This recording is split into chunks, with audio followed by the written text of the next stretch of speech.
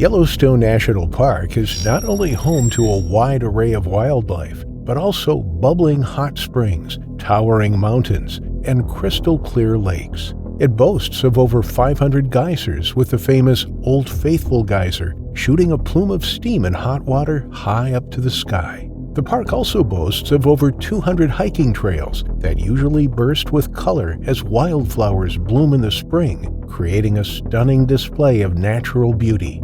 It is a place of unparalleled beauty that every hiker dreams of setting foot in. And thus, it was no surprise that on the 28th of July 1984, Swiss national Brigitte Friedenhagen, together with her brother and sister-in-law, headed to the park, expecting a fun-filled family outing. The trio was excited to be there. They spent the first 2 days camping and watching the geysers at the Norris Geyser Basin. However, Brigitte wanted to quench her thirst for seeing the famous Yellowstone bears, and so on the second day, Ranger James Youngblood handed Brigitte her camping permit for Site 5B1 on the Broad Creek Trail in Pelican Valley. The ranger reminded her of how wild the bears of Yellowstone Park were, and warned her against traveling alone on the trails or keeping food in her tent. That evening, the trio talked about their plans for the next day. They would hike 6 miles to the Astringent Creek Bridge, from where Brigitte would proceed alone to campsite 5B1. After camping alone for 1 night, she would then hike to the Grand Canyon, where she would meet her brother and sister-in-law.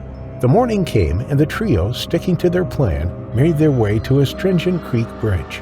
Along the way, they saw a large placard warning of the untamed wilderness within the Yellowstone backcountry. At the junction of Astringent Creek and Broad Creek, Brigitte's brother and her sister-in-law gave her a quick hug and watched as she disappeared into the winding hiking trail. After months of saving every penny for the trip, here was Brigitte hiking alone. It was happening. She couldn't help but feel a sense of freedom and joy wash over her. She stood, taking in deep breaths of the crisp countryside air as the gusting wind whipped through her hair. The experience was exhilarating. She felt alive and free, her responsibilities left in Switzerland. Yellowstone was now hers to conquer. Aware of high bear activity, she knew the key to avoiding a bear encounter was by creating lots of noise. She tied 2 bear bells on her backpack, which would create a tingling noise to scare away any bears on her trail route to camping site 5B1. The Pelican Valley offers a relatively lush plant growth of sages, forbs, and grass. It is the ultimate bear's paradise, and Brigitte was there to witness the bears in their untamed nature. Nothing could stop her now. She pressed on with a smile on her face and a spring in her step. A few hours into her hike, Brigitte was attracted to the sound of running water. She had arrived at White Lake. Here, she found campsite 5W1, which was empty. She was only 3.5 miles away from her designated campsite, 5B1 at Broad Creek, but her feet were burning from fatigue. The thought of venturing further alone in her exhausted state was unpleasant to her, so she made camp at White Lake campsite 5W1. She made dinner as she watched the sun sink below the horizon. After dinner, she found 2 pine trees 85 feet from her campsite. She climbed up and strung a rope between the 2 and hung her food. She then changed into blue pajama pants, took out her journal and scribbled, "I have taken all the precautions." Brigitte then got into her sleeping bag with her head near the door of the tent. She placed a flashlight on one of her sides and a cassette player on the other. The dark clouds gathering above Yellowstone finally gave in. The gentle pitter-patter of the rain on her green dome tent pulled her into a peaceful state. She curled up tighter in her sleeping bag for warmth. As the rain poured, she drifted further and further away, her dreams voyaging her on journeys far beyond the bounds of Yellowstone Park. Outside, the winds howled as lightning illuminated the darkness, casting brief shadows of the tree trunks. But she remained undisturbed, lost in the sweet embrace of her sleep. Brigitte didn't notice as a shadow emerged from the woods. A grizzly bear cautiously approached the tent, tasting the air as it lumbered closer. The smell of a possible meal drew it closer to the tent, where the 24-year-old Brigitte was peacefully resting. It stood on its hind legs with its claws drawn and ready. With a single swipe, it tore down the tent from top to bottom on the right side of the door. The grizzly then stuck its head into the tent and with a single bite grabbed Brigitte by her head, sticking its fangs into her face and skull. It pulled her out of the tent, crushing her jawbone in the process. She screamed in pain, trying to free herself as the bear dragged her away into the cold, dark night. At 3:30 p.m. the next day, Brigitte's brother and sister-in-law were waiting at their meeting point on the trail. They had known her to be time-conscious, and so as the minutes passed by, they grew nervous. Soon, minutes turned to hours, and their feelings grew to fear. Something is not right, they thought to themselves. They hurriedly rushed to the fishing bridge visitor center, where they informed the ranger on duty that Brigitte had not shown up. The ranger immediately issued a missing hiker alert in the park. At 8:15 p.m., the alert of a missing hiker finally got to the ranger manning Pelican Valley, who instantly embarked on a search for clothing and lots of human tissue. It was here that the bear had stopped dragging Brigitte by her head and began feeding on her. Due to the heavy downpour, the rangers had a rough time tracing the bear's steps, but after hours of tracking, they finally found Brigitte's body 250 feet from her tent. The skin on her arms had been completely peeled off up to the shoulders, and her left foot was detached from her ankle. Her muscle flesh on arms, legs, buttocks, and upper torso had been completely mauled. That evening, Brigitte Friedenhagen's remains were flown to her devastated brother and sister-in-law at the Fishing Bridge Valley. On August 3, 1984, the couple flew back to Switzerland with Brigitte's ashes. What was supposed to be a fun family vacation had turned out to be the most grotesque bear attack in the history of Yellowstone National Park.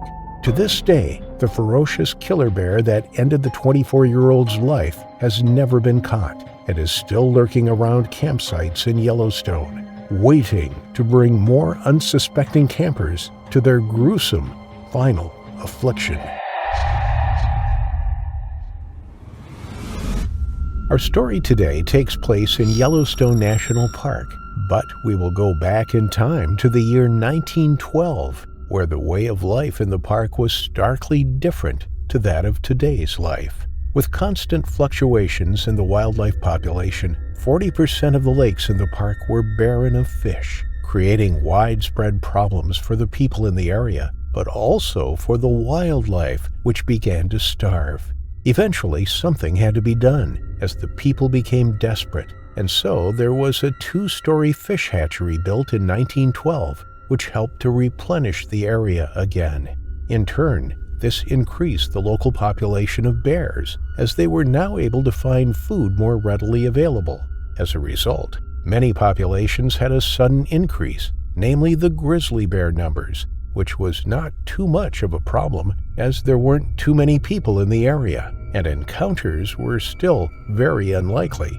That is, until a bear known as Two Toes became a man-eater and changed the locals' perspective on bears forever. In May 1912, Johnny Graham decided to visit Crevice Mountain with his favorite horse in the hope of striking gold and finally making a family fortune. Suddenly, his horse tripped in a creek and fell onto her side. Johnny realized that she was struggling to return to her feet and tried to pull her up with her reins with little success. She was able to pull herself from the creek to the bankside, but she had broken her leg and so would not be capable of continuing with the hike. He decided it would be better to put her out of her misery instead of leaving her to die, and so with his hunting rifle, he shot her through the head. He took one last look at his steed, gathered up his things, and returned to his cabin for the night, trying to decide what his next move would be without his horse. After a few days of prospecting the area on foot, he returned to his cabin to see the dead body of his horse being slowly devoured by a giant grizzly bear. He watched the animal through the willow trees, trying to determine its condition and how much a threat it would likely pose to him. As he watched the animal, he noticed that he was a very healthy male bear and knew that he wouldn't have much of a chance if it decided to attack. So instead, decided he would set a trap for the animal. The heavy steel trap was designed with thick, jagged teeth, perfect to clamp onto the animal's leg and hold him in place until Johnny could return and shoot him. It was not the most humane device and would certainly cause the animal incredible distress, but this was not a concern of the prospector. Once the bear was full and sauntered away from the corpse, Johnny placed a 60-pound bear trap nearby in the hopes of trapping the animal in the coming days. This would not go according to plan. He returned the next day to check if the bear had been caught or not, but to his bewilderment, the trap was gone. He didn't understand how this was possible and came up with 3 possible scenarios. 1, there was another person out in the wilderness who had stolen his device, although this was highly unlikely as he hadn't seen anyone in days. 2, the bear had gotten caught in the device and pulled himself free in the bushes, although he couldn't see any blood anywhere. Or 3, the bear still had the device attached to him and was wandering around in extreme pain. Johnny surveyed the area and found footprints of the bear leading into the forest. He followed them and suddenly found the animal trapped between 2 trees, with the trap creating a wedge that he couldn't escape from. Johnny was overjoyed as he could tell the animal was trapped and wouldn't be able to get him. He slowly lined up his rifle with the bear's chest as the target. He fired 2 shots into the animal's ribs, and with a loud roar, the bear fell to the floor and ceased to move. Confident that his shots had killed him, Johnny strode towards the animal and laid his rifle against a nearby tree, ready to begin skinning the body for a rug in his cabin.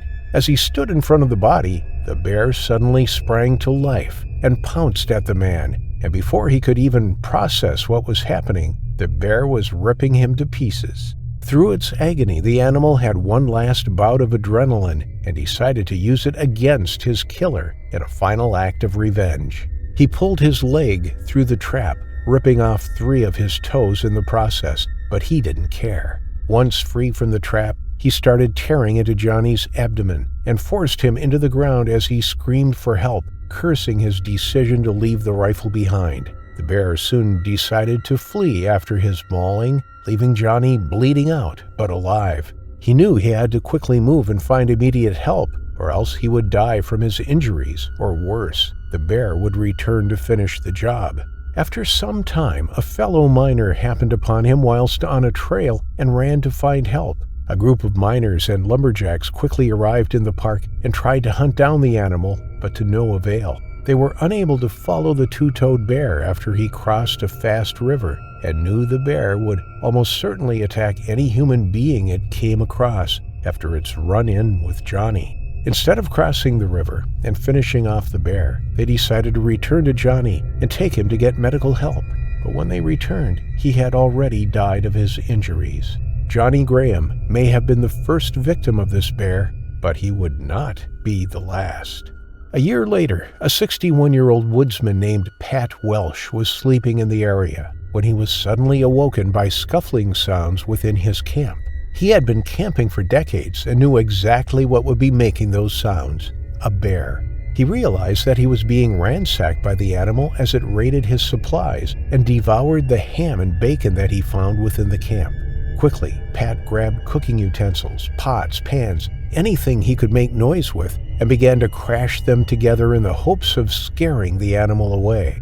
This usually did the trick, but this bear was not afraid of the noise, and instead began to walk towards Pat, who realized that he was in danger. He grabbed his wood-chopping axe and began to swing it at the animal, hoping that it would see Pat as a threat, or, at the very least, too much effort to kill, and just leave. Unfortunately, the bear was unfazed and simply batted the axe out of his hands, leaving him vulnerable, just as the bear wanted. Knowing that his prey was now defenseless, the bear began his fatal attack and ripped Pat to pieces, clawing him across his whole body as he screamed for help. His friend grabbed some candles and charged at the bear, using the fire to scare the bear away so he could save his friend. But it was too late. The bear had mauled him so severely that he could barely recognize his friend. He was able to drag Pat back to camp and tried to get help, but there was no point. His injuries were too severe, and he died just a few days later. When reporting his death, Pat's friend confirmed to authorities that the bear had only 2 toes. making Pat his second confirmed kill. 3 years later, in June 1922, an outlaw known as Frenchie was setting traps along the creek to catch anything he could and sell it back in town. Trapping was illegal without a license, but this didn't matter too much to Frenchie. He was already on the run for various different crimes in different states at the time.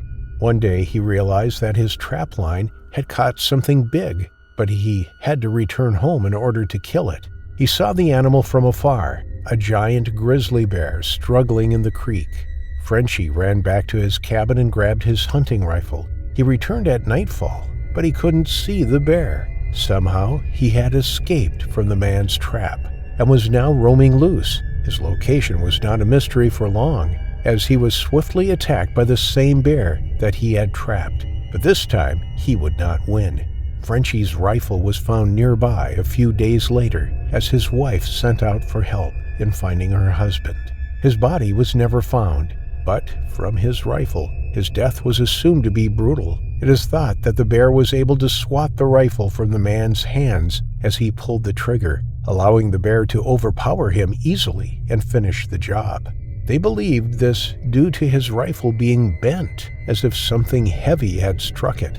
Two Toes was never seen or heard from again, although the trap in which he was caught in was found a year later. Ultimately, Two Toes was never seen from again after finishing his rampage with a confirmed kill count of 3 men, although it was speculated to have a body count much higher. There was multiple missing persons in Yellowstone during the time who were also believed to be the victim of Two Toes, but without any bodies being found, it can never be confirmed.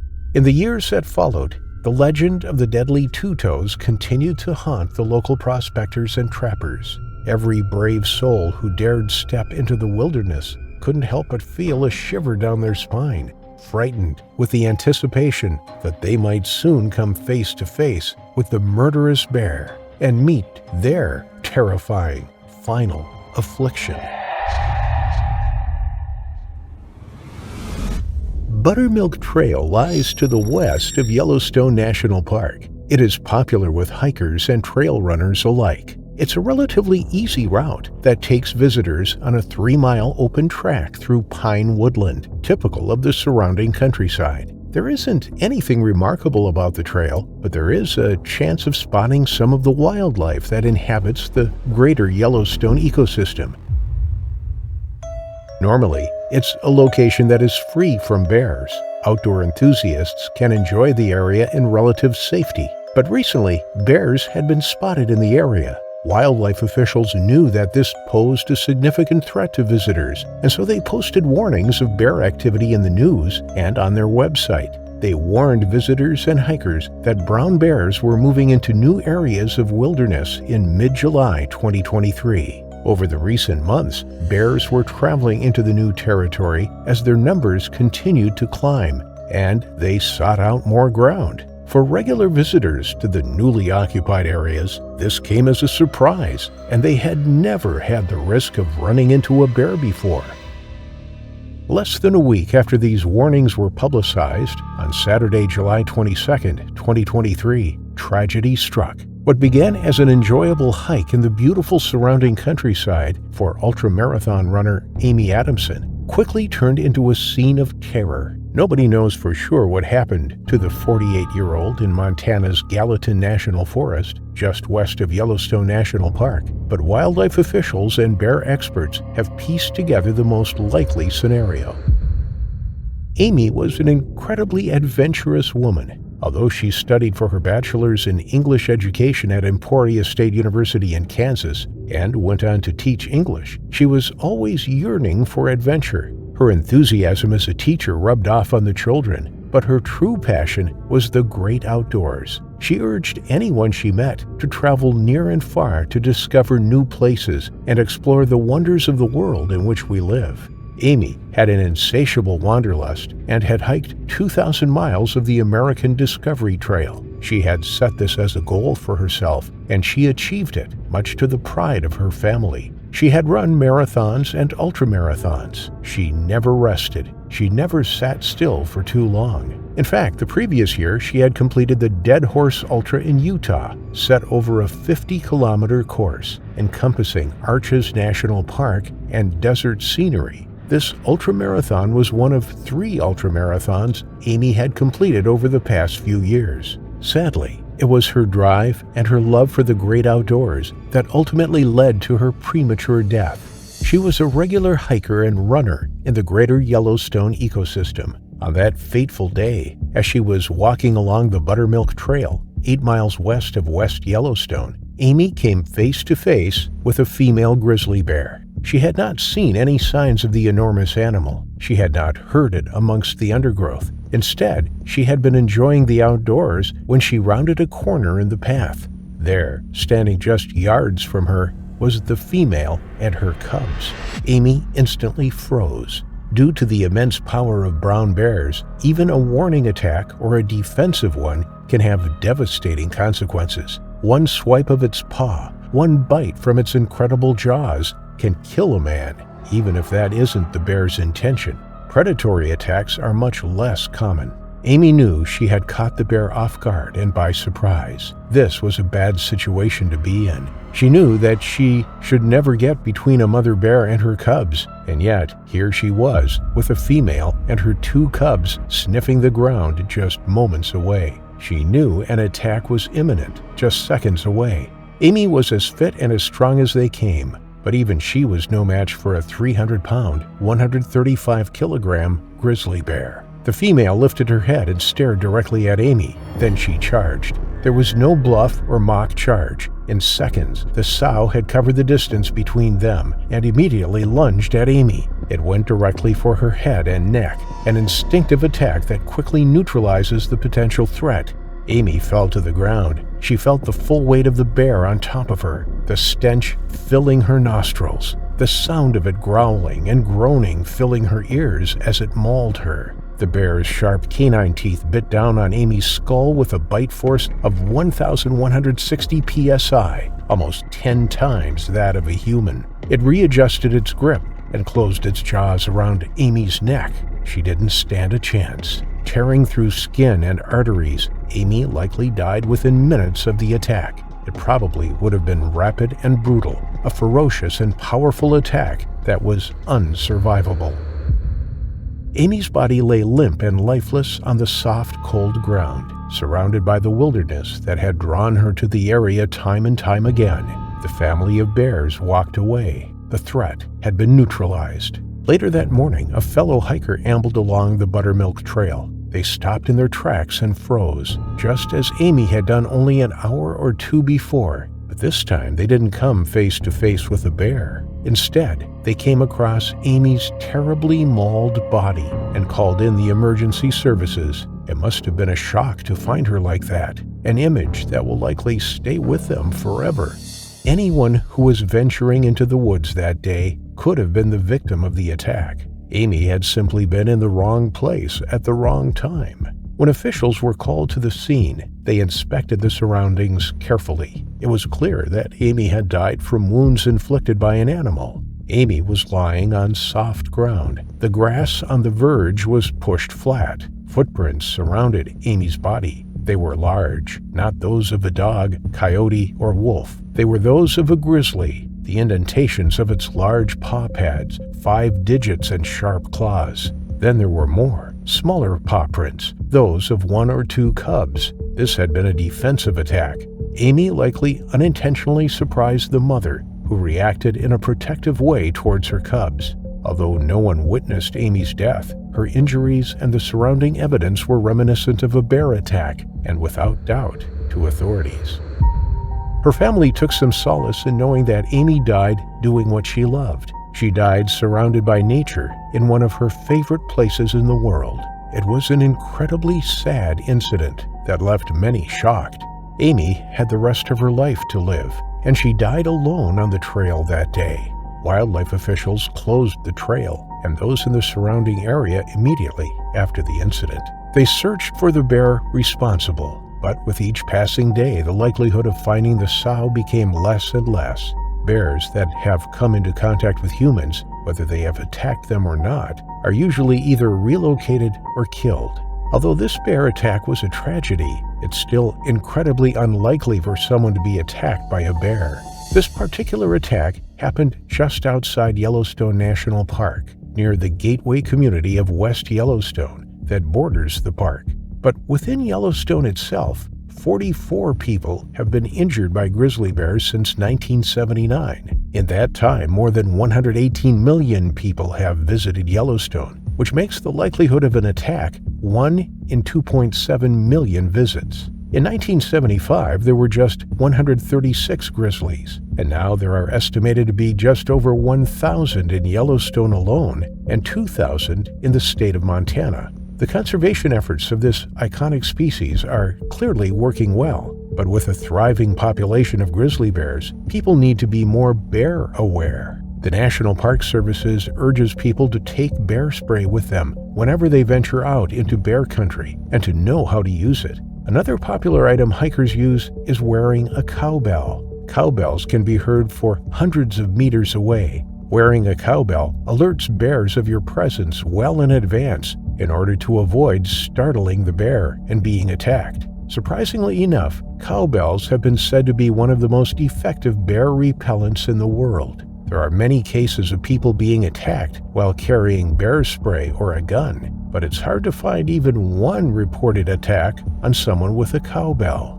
Amy will be remembered as a woman who chose to embrace the spirit of adventure. She was an inspiration to so many and lived life to the fullest. She should have had many years of exploration and adventure ahead of her, but tragically, her last adventure came to a sudden and shocking end. A rare but deadly encounter with a mother bear and her cubs ended in her tragic final affliction.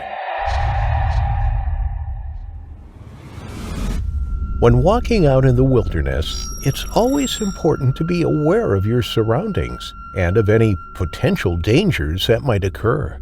However, in places where wild predators are prevalent, anything can happen, and some situations are worse than others, as this story will soon prove.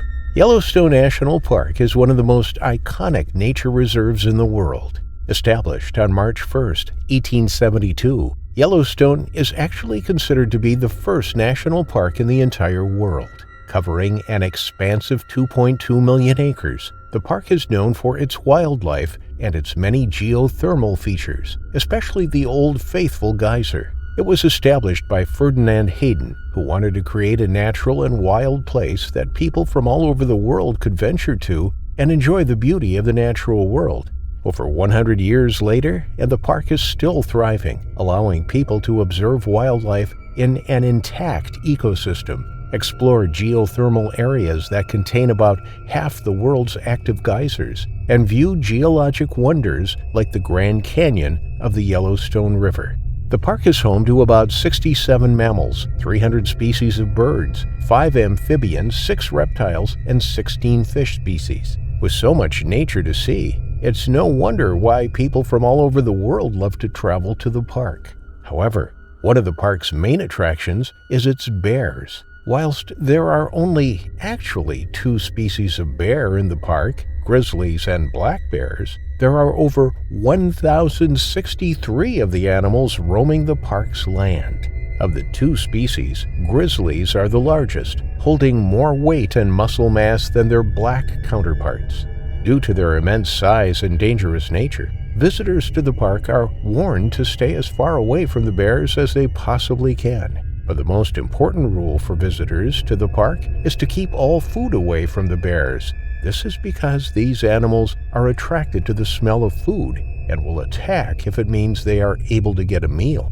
However, despite trying to stick to these rules, sometimes it is difficult to stay away from these animals, as it is impossible to know where they are at all times. This means that incidents between bears and humans do occasionally happen. It is for this reason that visitors to the park are encouraged to look into how to act if they ever find themselves as a victim of a bear attack. It is advised for people to cover their head and neck with their hands and arms, then lay flat on their stomach and spread their legs apart. It is also important to keep a pack on if they have one with them, as it will help protect them during an attack. Finally, the most important thing to do during a bear attack is to stay still and don't make any noise. The aim of all of these actions is to try to convince the bear that the person they are attacking isn't a threat to it or its cubs. Another way that people can protect themselves against a bear attack is to carry around bear spray. This is a deterrent made of red pepper oil, which acts similarly to pepper spray. It inflames the eyes and upper respiratory system of the bear temporarily, allowing a victim of an attack to escape the bear if the spray is used correctly. However, the man in this story decided not to take any bear spray when he went out for his hike in Yellowstone, a decision that would prove to be fatal for him. John Wallace was a 59-year-old man from Chassell, Michigan. He had always loved the great outdoors and would often try to get out into the wilderness whenever he could. In the summer of 2011, he decided that he wanted to go hiking in Yellowstone to get as close to nature as he possibly could. So on the 25th of August, 2011, John set out on the Mary Mountain Trail at about 7:30 in the morning. This trail is one of the most well-known trails of the park, with quite a few people enjoying the natural beauty of the landscape as they walk along the path. Before setting off into the wild, John encountered a chilling warning on the trail, marked with signs cautioning hikers about the presence of bears. Only a few steps along the trail, a fellow hiker, fresh from a close encounter with a bear, earnestly relayed the recent sighting and stressed that he turn around. However, John, confident in his experience and dismissing the warnings, brushed off the advice, considering himself a self-proclaimed expert in handling grizzly encounters. Ignoring the standard safety protocols of carrying bear spray and avoiding solitary hikes, he ventured ahead, convinced that his knowledge surpassed the need for caution. A few hours after starting out, John decided to take a break for something to eat and drink. It was nearing midday, and the older man wanted to find a nice, shady spot to enjoy his lunch and to get out of the midday sun. Little did he know that not too far from where he had stopped, there were 2 bison carcasses. One of the carcasses was 330 meters to the southeast of where John was, whilst the second carcass was about 1.5 miles away. Whilst this usually wouldn't be a problem, what John didn't know was that both of these carcasses had attracted a lot of attention from the local bear population. Only 3 days before John's hike, a different day hiker observed around 9 grizzlies around the second bison carcass. One of these grizzlies even had 2 cubs with her. The 2 deceased animals were the perfect meal for the hungry bears. Unfortunately for John, though, bears can get quite territorial around food, and mama bears can get very protective of their young. The fact that these 2 factors were combined simply spelled disaster for anyone who came across them. But, unaware as to what was close by, John began to make his way over to a nearby tree to sit down and enjoy his lunch. It was at this moment that a bear came lumbering around the corner of the trail. Having not seen the bear, John accidentally startled it as he made his way to his chosen resting spot. Immediately, the bear growled loudly. It was at this moment that John noticed the animal and froze in terror. He had nothing on him that could scare the animal away, and, in his panic, he forgot what he was supposed to do if he was attacked. Taking John's frozen figure as a challenge, the bear charged at the man. At that moment, John came back to his senses and began to run away from the creature. However, armed with astonishingly powerful forelegs, grizzly bears are the fastest of all the bear species, and they are able to reach speeds of up to 35 miles per hour, a speed that John simply couldn't outrun. Within seconds, the bear had caught up to John and began its assault on him, sinking its 2-inch teeth into the man's arm. John screamed out in pain. Whilst a grizzly bear's teeth aren't too long, their jaws are so strong that they can crush bone with no trouble at all. From that moment on, John's fate was sealed. Try as the man might to escape from the enraged grizzly, the bear was simply too strong and too ferocious for him to do anything. As he cried out in pain and terror, John knew that he wouldn't survive the attack. A few hours later, a young woman and her father were walking the Merry Mountain Trail. The young woman was slightly ahead of her father when, all of a sudden, she spotted a clear bottle with some pin water inside of it. As she walked closer to the bottle, she suddenly saw a pair of legs sticking out from underneath a pile of dirt and forest debris. It was John Wallace. His body had been buried by the bear who had attacked him as a way to preserve it so that the animal could return to it later on to eat. Horrified at her discovery, the young woman and her father immediately called the park staff, who rushed to the scene of the attack. After assessing the scene, John's body was taken to a nearby hospital where it was assessed and determined that he had died from a bear attack. This was the second fatal bear attack at Yellowstone that year, as, almost 2 months earlier, another man had been killed after startling a mother bear and her cubs.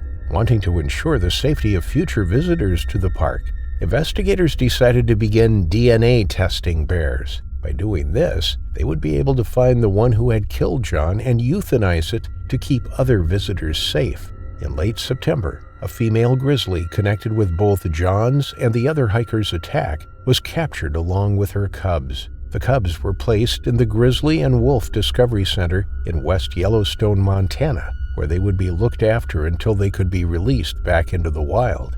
However, the 250-pound female bear was euthanized on October 2nd. She was not relocated to the Discovery Center with her cubs, as adult bears removed from the wild often don't cope well in captivity.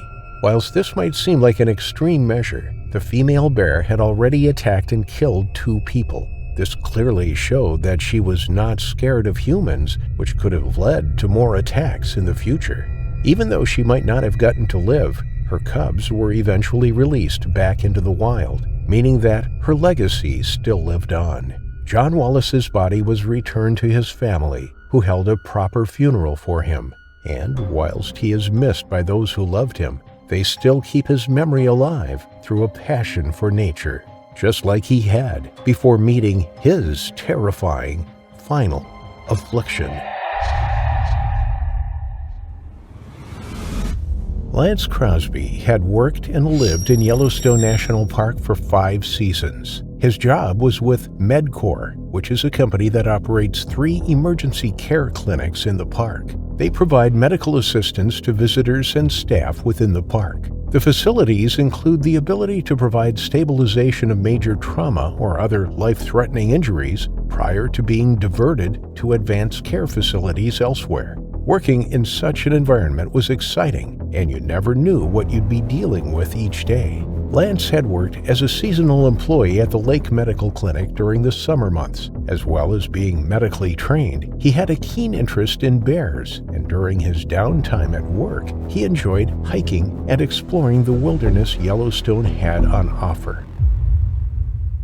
On August 7, 2015, Lance headed out to his favorite spot, Elephant Back Mountain Trail. Located near Lake Village, the trek can take between 2 and 3 hours and loops through dense lodgepole forest.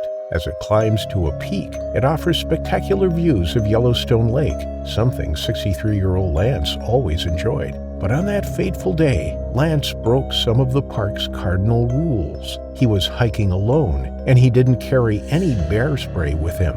On top of that, he wasn't carrying a mobile phone in case of emergencies. He had often stated that he preferred not to carry bear spray as a deterrent because it would make him complacent.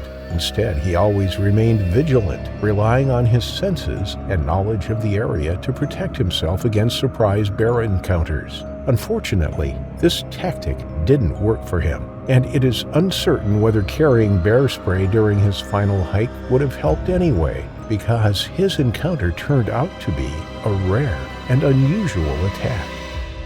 As he walked up the winding path, a pair of eyes were trained on him. It was a female grizzly with her 2 yearling cubs. She was on the hunt and considered the lone hiker to be prey. Lance was unaware that he was being stalked. Hidden behind the tree trunks, the sow moved closer to the trail. Then, decided to cut through the trees, Lance stepped off the path and climbed uphill, further from the well-marked route. The female grizzly walked purposefully across the ground, gaining on him. When Lance paused to take a breath, he looked behind him. but the grizzly and her cubs were concealed by the undergrowth. They didn't make a sound. When he continued upwards, she followed silently behind him. Her footsteps didn't make a rustle on the ground. Her cubs trotted dutifully a few paces behind her. When Lance was just a third of a mile from the hiking trail, the grizzly had managed to stalk to within yards of him. She was still unnoticed, still undetected by the seasoned hiker. Suddenly, she lunged forwards and leapt onto Lance from behind. It was a classic predatory attack. Lance was floored immediately. The sow weighed 259 pounds, 117 kilograms. Her weight alone was enough to subdue Lance, but he tried to fight back. He could hear the guttural growling of the grizzly on top of him. He tried to push her away, but she swiped him with her large paws, her long claws slashing his forearms. Then came the fatal delivery. Within seconds, she clamped her jaws around the back of his neck and crushed his spinal column. The bear lifted him up off his feet and shook him violently, causing catastrophic damage. Lance felt the pressure building from the powerful bite before his spine gave way, and he was killed instantly, still hanging from her mouth. Severing the spinal cord, the bear rapidly disposed of its prey, and the struggle was over. She tucked into his body, devouring meat and calling her cubs over to join in. Lance hadn't been prepared for a predatory attack, but there is very little one can do when they are stalked and hunted by an adult grizzly bear. He hadn't seen her coming. He was unaware of the bear's presence until it had been too late. After feasting on Lance's body, the bear tried to cache his remains. She scooped up the surrounding vegetation, concealing it, with the intent on returning another day to eat. Her cubs had witnessed the attack on the man, and because the cubs learned behavior from their mother, they also now posed a threat to the general public. When Lance didn't show up for work the following morning, his colleagues raised the alarm. They informed the park rangers of his favorite hiking spot, and they went to investigate. With the Elephant Back Mountain Trail being a popular route for visitors to the park, it was surprising he hadn't been found earlier, but he had strayed off the beaten track. One of the rangers found his body, and the park's investigative team and local forensics were called in. From the evidence at the kill site, it appeared that the attack was rapid. There was no long, drawn-out struggle. The bear had not dragged his body through the woodland. Instead, she had delivered the fatal bite and eaten part of him then and there. Evidence showed that the cubs had also fed on him. His ball cap was found just 3 feet from his feet. There were no blood spatter marks, no blood trail, and no clothing fragments or personal possessions found outside of the body burial cache. This suggested that Lance was killed where his body lay. Defensive marks on his arms suggested that he fought back, but his cause of death was blunt force trauma. The coroner reported fractured bones in his back, which revealed that the grizzly grabbed him and shook him violently, causing brainstem disruption and immediate cessation of cardiac activity. Paw prints led investigators to the female grizzly responsible for the attack. She and her 2 cubs were standing nearby. The decision was made to euthanize her. The incident had not been a defensive one. Sometimes bears will attack people if they feel threatened or they believe their cubs are in danger. But this attack was clearly a predatory one and meant that the bear viewed people as food. This was a very dangerous situation, and rangers couldn't ensure public safety whilst she remained in the park. A necropsy was performed on the bear. Bite marks on Lance's body matched her mouth and teeth. DNA analysis of her fur also matched some found in close proximity to the kill site. She was in reasonable health, with average body fat reserves on her. She was not starving or desperate for food. As for her cubs, the rangers couldn't allow them to remain in the park. Not only were they too young to fend for themselves, weighing just 50 pounds, 20 kilograms, but they would likely have learnt their mother's predatory behavior. Instead, park officials decided to move them to Toledo Zoo. Being as young as they were more likely to adapt to a life in captivity than older bears. Rangers took into consideration the nature of the attack and the condition of the bears when they decided the fate of the family. They tried to balance the protection of the wildlife with that of human visitors. A survey conducted on 7,770 day hikers to Yellowstone revealed that 60% of hiking groups were smaller than the recommended number of at least 3. It also found that fewer than 14% carried bear spray. These are just 2 basic precautions that are recommended by park officials, and yet most people don't adhere to them. The previous year, in 2014, there were estimated to be between 674 and 839 bears in the greater Yellowstone ecosystem. Since the national park was established in 1872, there have been 8 fatalities by bears. Far more people have died from drowning at the park, a total of 125, and 23 from burns after falling into the hot springs. On average, 3 million people visit Yellowstone every year. Despite this, the chances of being injured by a grizzly bear are approximately 1 in 2.7 million visits and are similar odds to being struck by a falling tree. Still, if precautions are taken and an awareness of the dangers is known beforehand, then a visit to Yellowstone National Park is likely to be an enjoyable one that doesn't lead to your terrifying final affliction.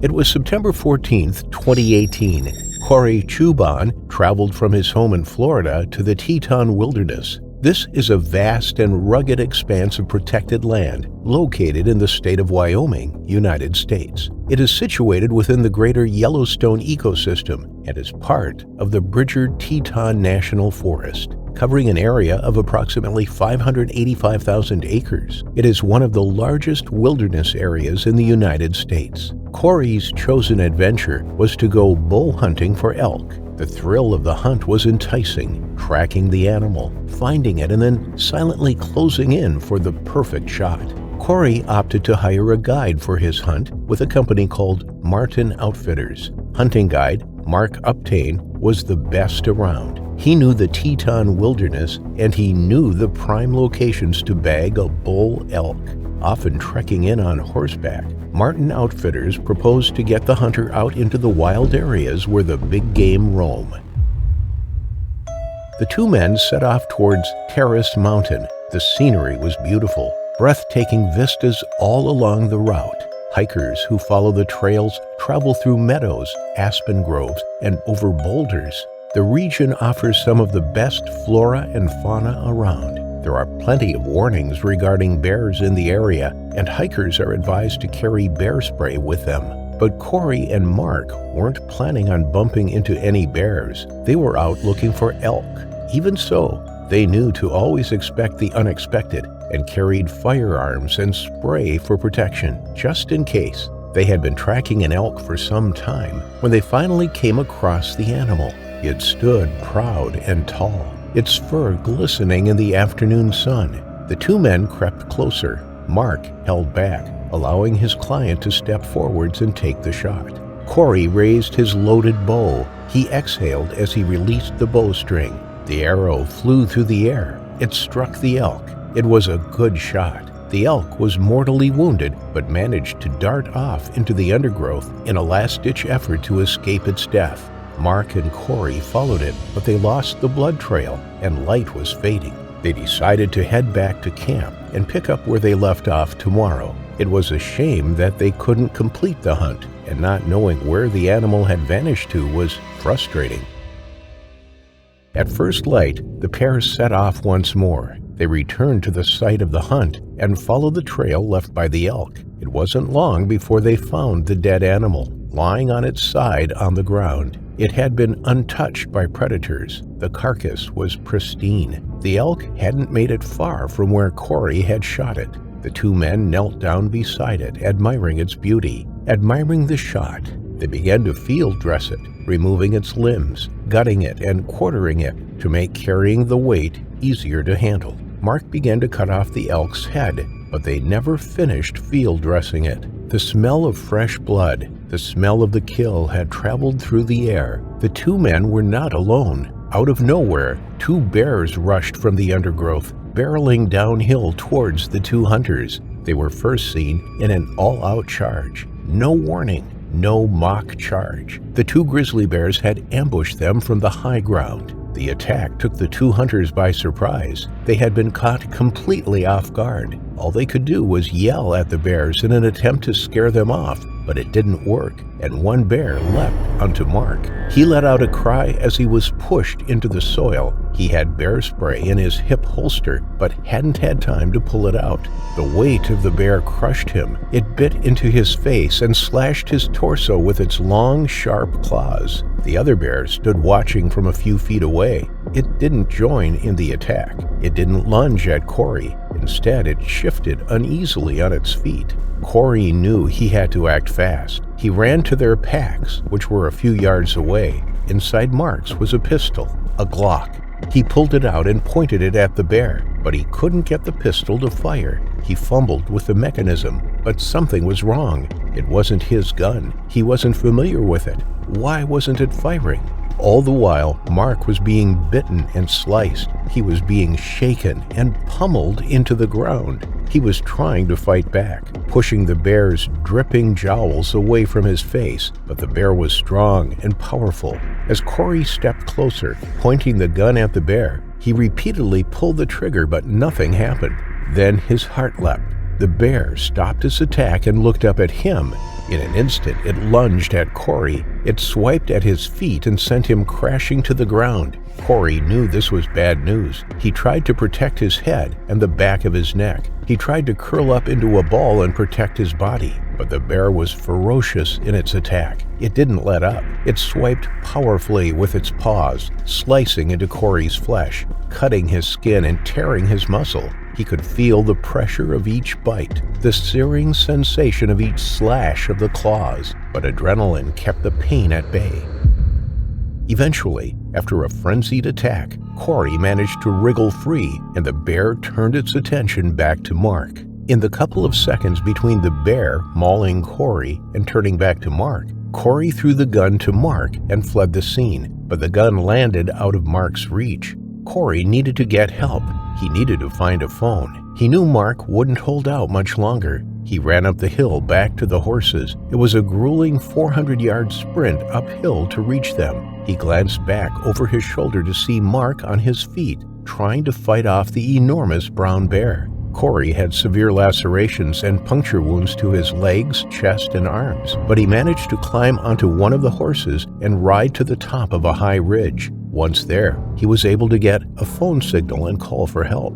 A helicopter was dispatched to the remote location, and Corey was picked up and taken to St. John's Medical Center, where he received treatment for his injuries. The authorities couldn't locate Mark. As the night drew in, the search was called off. What happened to Mark in his final moments remains a mystery, but it seems he put up a hell of a fight. He was likely still alive when rescuers arrived for Corey 2 hours after his initial emergency call. They had simply failed to find the young family man who was likely still fighting for his life. It was an agonizing wait until the following morning for both rescuers and Corey. But as soon as dawn broke, the search for the hunting guide resumed. Mark's mauled body was found 50 yards from where the attack had taken place. He had managed to empty the contents of his bear spray canister at some point during the fight. The smell of the pepper spray was all over the area, and on the head of the bear, authorities eventually killed. It seems Mark had walked the 50 yards uphill himself, blood streaks running down his face, and no sign of a struggle or of him being dragged to his final resting place suggests he walked there himself. But the bears had pursued him and had killed the 37-year-old with severe bites to the back of his head. Wyoming wildlife managers set traps for the bears. They used the elk carcass as bait, and the young male cub was caught alive in the leg trap. He was euthanized by officials. Shortly later, the female bear charged the investigators whilst riding the horse. The reasons for this bear attack are not certain. Bears usually attack for one of 3 reasons: defending their young, their food, or actively hunting. In Mark and Corey's case, the most likely explanation for the attack is that the bears wanted the elk carcass. They may not have laid claim to it yet, but they had been attracted by its scent and wanted it for themselves. The female bear probably wasn't defending her cub, as the two men hadn't taken her by surprise or posed any threat to the young bear. She was unlikely to be actively hunting the pair of hunters, as her attack was not a predatory one.